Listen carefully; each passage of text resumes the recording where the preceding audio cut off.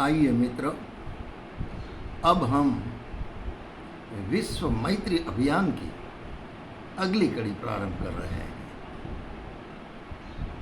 मैत्री बहुत बड़ी उपयोगी चीज़ है जीवन में, मनुष्यों के लिए, मानवता के लिए। अच्छा, आज हम गाय की बात करेंगे। गाय एक प्रकार की नहीं है भाई साहब, बहुत सारी गाय अपने देश में पल रही है। तो ये गाय की बात में मैं बताता हूँ कि एक गरीब, जो गरीब होती है, अमीर नहीं गरीब, वो गाय होती है। दूसरा कि जो दिकरी होती है अपनी लड़की, वो दिकरी भी गरीब गाय है। फिर पुत्रों से त्राहित मावतर भी गरीब गाय है। और व्यसनी क्रूर शासक, व्यसनी क्रूर शराबी, इनकी पत्नी गाय। और सास से पीड़ित बहू वो भी गाय। दहेज लालची लोगों को एक घर में रहने वाली बहू, वो भी गरीब गाय। निर्धन व्यक्ति, अमीरों की गाय, क्योंकि उनका कुछ चलता नहीं, वो परावलंबित है। और क्रूर शासक की प्रजा, गरीब गाय। ये सब गाय हैं, बेचारी कुछ नहीं कर सकती, दूसरे पर निर्भर रहती है। गरीब दिकरी, मावतर, बहू, और ये वृद्ध लोग भी गरीब गाय जैसे, बेचारा वृद्धाश्रम में रहते हैं अपने बच्चा से पीड़ित। ये सारी के जो गाय हैं, इनका कोई भावी नहीं, इनके उत्कर्ष के लिए कोई काम नहीं किया जाता। और अगर चाहते तो इनके उद्धार के लिए सब कुछ कर सकते हैं। भाई साहब, अब समय आ गया है बुद्धिजीवियों को कुछ कर गुजरने का, बुद्धिजीवियों को कुछ करना पड़ेगा। और ये समय आ गया है, अब वो नींदे पड़े हैं, आंखें मूंद कर बैठे हैं, अब उसको जागरूक होना पड़ेगा। और जागरूक होकर इन लोगों को, इन गायों की सुरक्षा के लिए प्रबंध करना पड़ेगा। अगर ये प्रबंध कर सकते हैं तो गायों का उद्धार होगा। एक बात कहते हैं, सभी लोग कहते हैं कि जो सतयुग है, ये सतयुग के 4 स्तंभ है, 4 पांव है, तब ये सतयुग होता है। कौन सा? कि जिससे में गौ का आदर, गौ का पालन होता है, उनके प्रति माता जैसी भावना रहती है, ये मजबूत होना चाहिए। दूसरा है गंगा प्रदूषित नहीं, गंगा पवित्र होनी चाहिए। 2, तीसरी है गीता का जो ज्ञान है मनुष्य के जीवन में लबालब भरा हुआ हो, गीता के ज्ञान से वैसे मनुष्य हो। और चौथा है गायत्री, प्राण की रक्षा करने वाली गायत्री। जन में, व्यक्ति में जब उनके प्रति लगाव हो तो मान लेना वो सतयुग है। चारों बराबर व्यवस्थित होनी चाहिए। अगर ये 4 पांव मजबूत है तो आपको सतयुग कहने में कोई दिक्कत नहीं। लेकिन भाई साहब, ये 4 पांव से खड़े हैं, इसमें एक पांव मानो लड़ खड़ा गया तो गिरेगा फिर। इसीलिए ये गौ, गंगा, गायत्री, गीता जो है, 4 में से एक भी पक्ष को तोड़ना नहीं है, एक भी पक्ष को गिराना नहीं है, उसको ऊंचा उठाना का काम बुद्धिजीवियों का है, समझदारों का है। अगर ये ना समझे रखे तो फिर बात दूसरी है, इनका उद्धार नहीं हो सकता। आप जानते हो कि गाय की कितनी महत्ता है। इसके लिए आपको वशिष्ठ के आश्रम में जाना पड़ेगा। तो वशिष्ठ ऋषि के पास एक गाय थी, नंदिनी। ये नंदिनी गाय थी जिसने सरभरा की थी पूरे विश्वामित्र के सैन्य की, और उसको ले जाने के लिए विश्वामित्र ने वशिष्ठ से युद्ध किया था। गाय जीवनदायिनी है, जीवन को पालन पोषण करने वाली है गाय। तो गाय की महत्ता कोई कम नहीं है। भाई साहब, दिलीप को ये आदेश दिया गया था कि आपकी मनोकामना की पूर्ति के लिए आपको गाय को चराना पड़ेगा, और राजा दिलीप ने गाय चराई। तो भगवान कृष्ण का जीवन देखिए, इसका बचपन गायों के बीच में बीता है भाई साहब। बहुत सेवा की है गाय ने। और उसी समय देखो दूध घी की नदियाँ बहती थी, ये समय था, ये भगवान कृष्ण का समय था।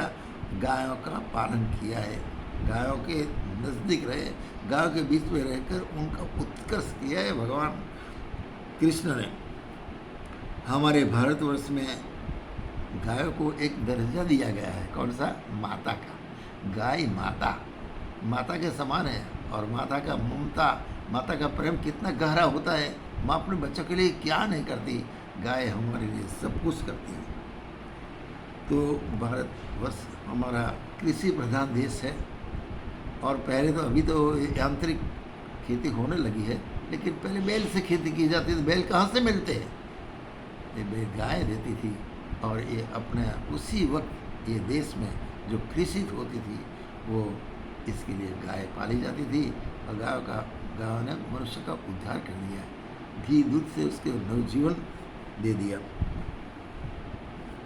अब देखिए हमारी दीकरी, वो भी गाय है बेचारी। जन्म लेती है तो सारे घर में नाखुशी छा जाती है, किसी को आनंद नहीं। लड़का आता है तो बहुत आनंद आता है, लड़की आई तो नाखुश, घर वाले नाखुश। लड़की के प्रति इतनी घृणा क्यों?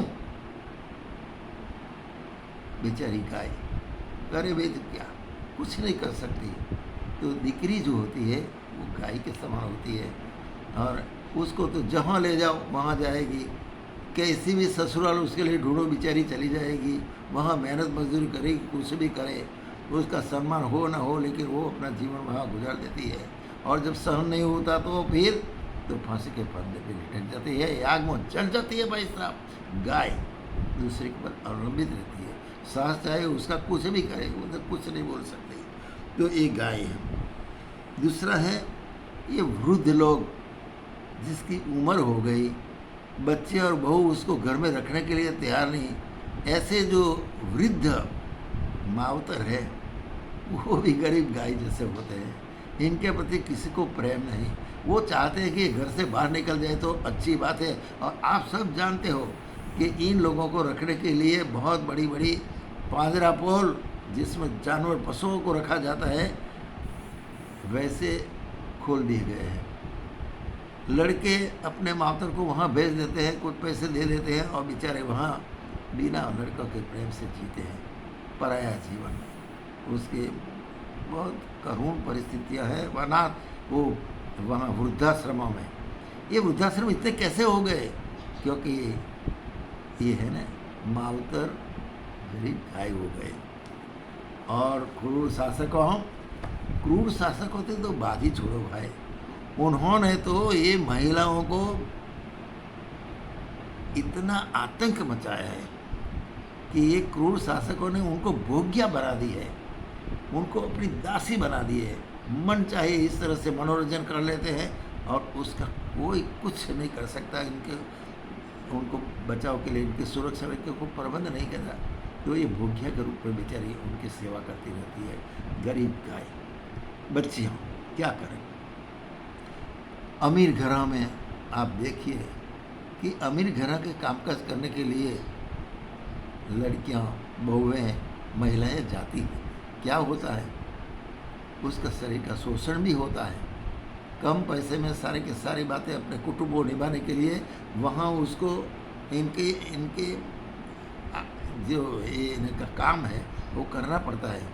इनकी आज्ञा का उल्लंघन नहीं कर सकती। वो चाहे इस तरह से उसका उपयोग कर लेते हैं, इसके सामने उसकी आवाज़ तक नहीं उठती। तो ये सब सारी बातें हैं। अगर भाई साहब भारत में इन गायों की संख्या, जो जानवर है, जो पशु है, इन गायों से भी अधिक है। हम पशुओं की बात नहीं करते, गायों की, इससे अधिक ये संख्या महिलाओं की है, बच्चियों की है, कि जो ये गरीब गरीब स्थिति में, बेहाल स्थिति में बिना सुरक्षा बेचारी जी रही है। करुण जीवन है इनका। तो बुद्धिजीवियों को इनकी सुरक्षा के लिए, उनको आगे ले जाने के लिए, उनको ऊंचा उठाने के लिए कुछ करना पड़ेगा। अगर ये समझदार लोग ये कर सकते हैं तो इनका उद्धार होता है। अभी अभी एक आंदोलन चला था छत्तीसगढ़ में, तो नाम था इसका एक गाय एक बेटी। बहुत सरस अदृश्य क्रांति वाली बात है कि कोई संपन्न व्यक्ति, ये आदिवासी जो बच्चे हैं जिसका साक्षर पढ़ नहीं सकते, इनके आर्थिक निर्भरता है ही नहीं, ऐसी जो गरीब बच्चे हैं उनको गोद ले ले, उनको मात्र एक गाय दान में दे दे उनके फैमिली में, उसका पारदर्शी हिस्सा रखा जाए, कमेटी करे, इनकी आय का जो उत्पादन हो, उत्पादन की आय, ये उसी के पढ़ाने में, उसका जीवन निर्वाह में उसको लगाया जाए, बच्ची को अच्छी शिक्षित बनाई जाए, स्वनिर्भर अपने पाँव पर खड़े रखने के लिए उसको लायक बनाई जाए।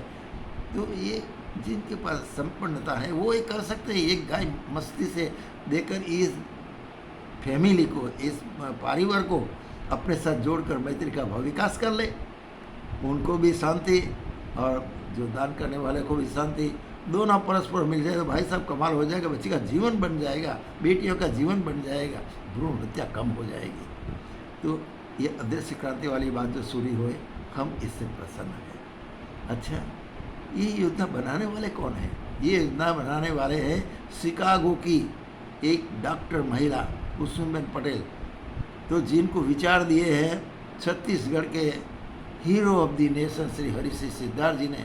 और ये अदृश्य क्रांति का पग हो चुका है और आगे जाके ये क्रांति पूरे विश्व में फैले, ऐसी हम आशा रखते हैं। तो ये है, बच्चों के लिए कुछ करना पड़ेगा। वो गरीब गाय है, गाय को लिए सुरक्षा लिए हमें समझदारों को आगे आना पड़ेगा, मैत्री का हाथ बढ़ाना पड़ेगा। भाई साहब अपनी संप्रदाय किस काम की है? आइए मैत्री की इस कड़ी को हम यहाँ समाप्त करते हैं। आप सभी को उदय सिंह चौहान का सप्रेम प्रणाम।